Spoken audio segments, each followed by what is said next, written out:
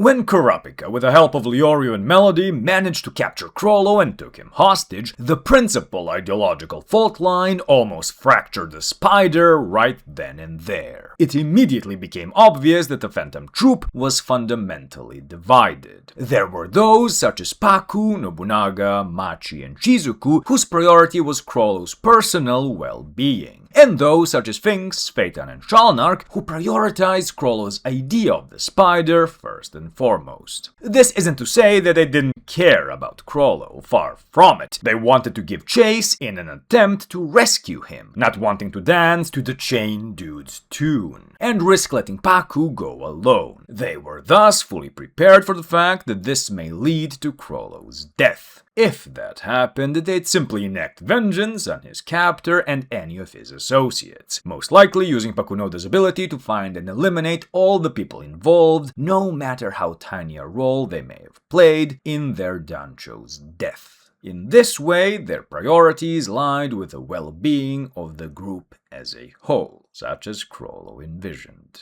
If you'll remember, Krollo acted super nonchalant and in control during his capture, despite literally being in chains. He knew that his fortune, courtesy of Neon, didn't mention this encounter and that it therefore wasn't of relevance to him personally, because A, he knew there was no risk of him dying that week, and B, because he assumed the spider would act as per their founding philosophy and assuredly give chase. This arrangement implied to Krollo that the Chain Dude wouldn't gain anything from this. As Krollo had immediately surmised, Kurapika wasn't prepared to sacrifice his friends in order to enact his vengeance. This means that in reality, the troupe's best option almost certainly was to give chase, as Kurapika would have hesitated in killing Krollo for as long as Gon and Killua were still alive, which would have almost certainly led to, at the very least, his, Leorio's, and Melody's deaths. The troupe may or may not have decided to spare Gon and Killua after that, considering Paku realized they weren't in on it from the start, and Nobu really wanted the two to join, but that's neither here nor there. However, either owing to his general aloofness, or perhaps more practically, his wariness of Hisoka, whom they believed was at the time somehow compromised by the Chain Dude, since Hisoka lied and implied that he was under a forced restriction, Krollo never revealed his fortune to the rest of the troupe. Being unable to come to an agreement on how to proceed, and being dangerously close to seriously clashing, a call from Kurapika, using Krollo's phone, decided their fate for them, as he warned them about being capable of seeing through their lies via Melody's ability, thus leading to Paku's sacrifice and the sealing of Krollo's nen. Now, while the loss of Pakunoda, a founding troupe member and dear friend, was a heavy loss indeed, particularly since her last act in life was to share her own memories with the other founding troupe members, the spider would, of course, later exercise Kurapika's judgment chain with Ebengain's help, so all that ultimately amounted to was a big long-term inconvenience. However, this ideological fracture was never addressed, at least not that we could see. Did Krollo at any point organize the troupe and had a heart-to-heart wherein he reaffirmed that everyone should always prioritize the well-being of the spider as a whole, or has this been left completely unaddressed? While Krollo seems to have incredible insight when dealing with outsiders, such as when he deduced Kurapika's soft spot for his friends after only a brief interaction with him, he seems to have a blind spot for the feelings of his fellow troupe members. While chained up in that car, he never considered that the spider would be divided over how to proceed, or that some members may be far more focused on him than the spider as a whole, and may full-on betray it and thus Krollo's ideal of the spider if it meant saving him.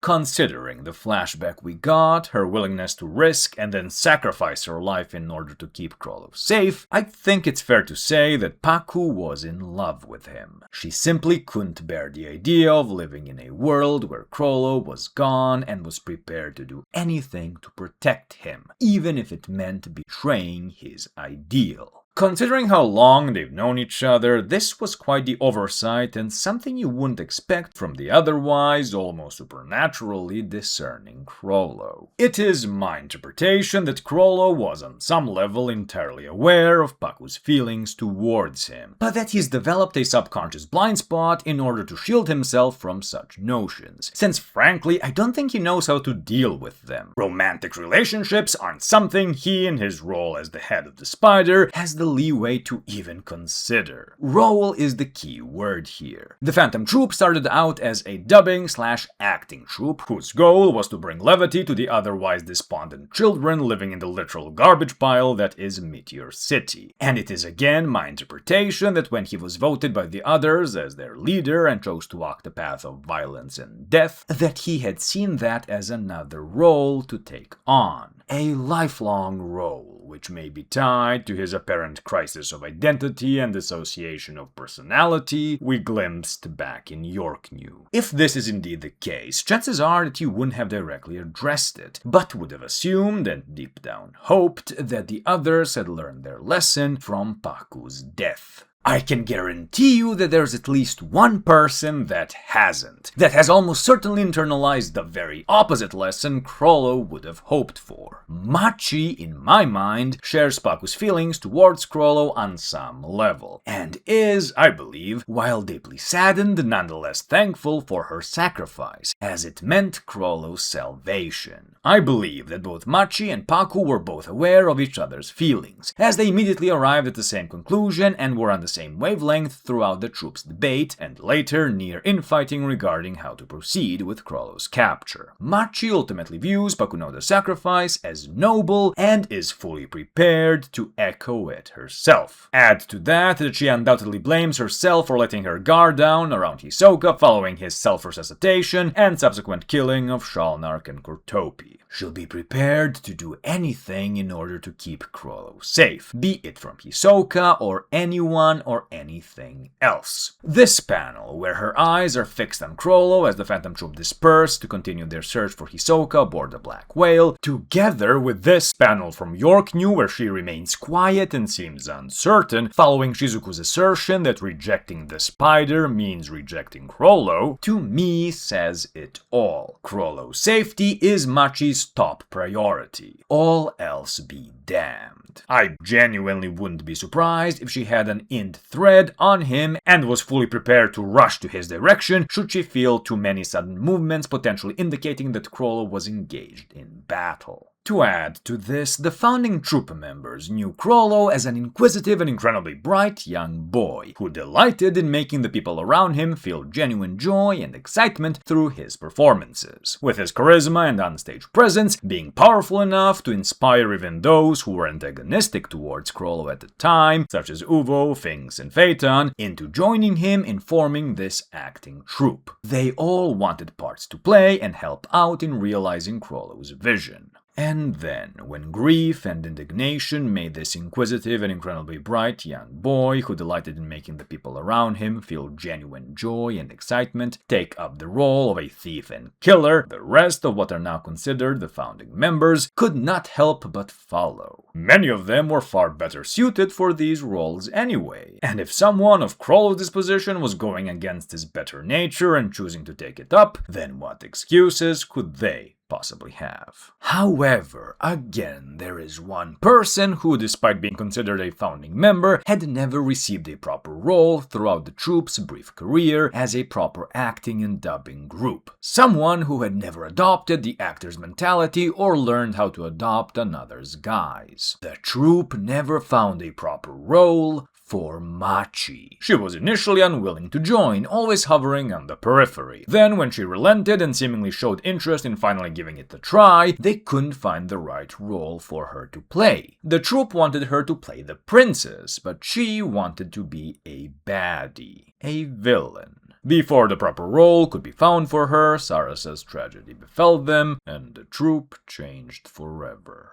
At this moment of the Phantom Troupe's inception, the founding members unanimously voted for Kroo to be their leader. However, while everyone raised their hands high, signaling their preparedness to take up the new roles thrust upon them, Machi's was only half-mast. Even in this crucial moment, she was on the periphery. Even in this moment of the Phantom's inception, she was not fully committed to the bit. While the rest took up the roles of thieves and murderers and may have taken to, learned to live with, or become lost in them, Machi was and has always remained Machi. While those like Nobunaga and Shizuku prioritized Kroo's safety over the troops, I am sure that if push came to shove, that they would have relented and sacrificed Kroo for his vision. That's what their roles would have demanded of them, after all. Not Machi. Machi was never fully aboard the Troupe in the first place, and would indeed see it fall apart before letting anything happen to Kroo. Machi was described by Shalnark as a nice person at heart, and I think that every time the Troupe went